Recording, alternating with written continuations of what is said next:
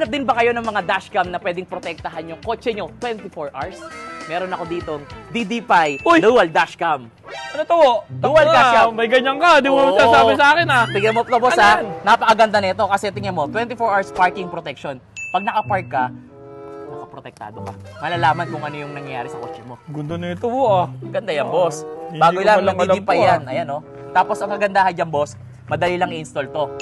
Ito rear camera, nakalagay oh. May rear camera, may front camera. Oh, tindi. Ano boss? May monitor ka din? Yes boss, tara, pasok tayo. Madali lang ikabit to? Madali lang ikabit yan boss. Ang daya mo parang ikaw na lang lagi yung may ganyan mo Oh boss. Wag na ikaw yung may alam. Sige. Ikaw na naman oh. Ito talaga yung may alam. Boss, ikabit mo na boss. Dali lang yan kasi kita mo ang ganda ng camera Oh, diba? galing Malaki yan boss. Kaya madali lang siya ikabit kasi naka 3M na siya. Didikit mo lang Didikit mo lang siya dito sa unahan. Tapos naka-bluetooth. Ito na yung camera. Ito yung camera niya. Ang galing. Ang gandahan niya, tingnan mo, na-adjust yan boss. Na-adjust yan. Nagagalaw. Na-adjust yan boss. Sige nga, para safety rin tayo, di ba? Safety Maraming yan, mga boss. ano ngayon na kabit mo nga, master.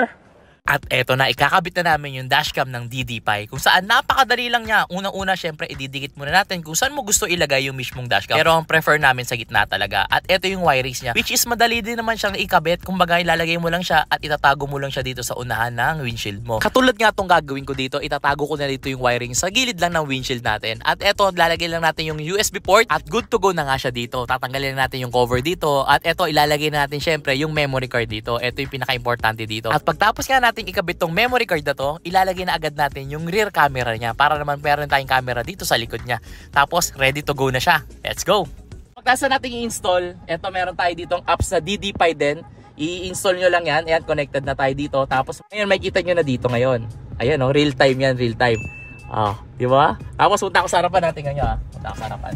At eto na nga, itatry na natin yung real-time camera niya. Kung saan, ayan, kitang-kita nyo ako dito. Tapos kakaway-kaway lang ako dyan. Medyo basa lang yung windshield natin kasi umuulan-ulan niya. Tapos dito naman, sa likod naman tayo para makita nyo. Ayan, no, napakalino kasi hindi siya nadampuan ng mga ulan. Pero ayan, napakaganda, napakalinaw. At syempre, kitang-kita nyo talaga kung sino yung nasa likod nyo. At eto naman ang example sa gabi naman. So para makita nyo rin, maliwanag at malinaw din sa unahan. Ayan, no, napakaganda. Tapos, pag gusto mo i-airplay, ayan, no, i-replay. Ilalagay mo lang siya dyan.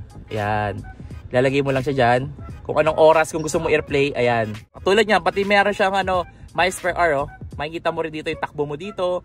Makikita mo kung gaano kakabilis. Tapos makikita mo lahat dito, guys. Pwede mong i-replay anytime. Pwede mo i-slow, pwede mo i-fast. So ito yung kagandahan ng may dashcam. Tapos ang kagandahan dito, protected siya 24 hours. Okay? So sa mga interested pala ng dashcam na to, syempre sa comment section ilalagay ko yung link ng DD5 dashcam. So ayun, from Joe Motovlog. Thank you for watching. Peace out.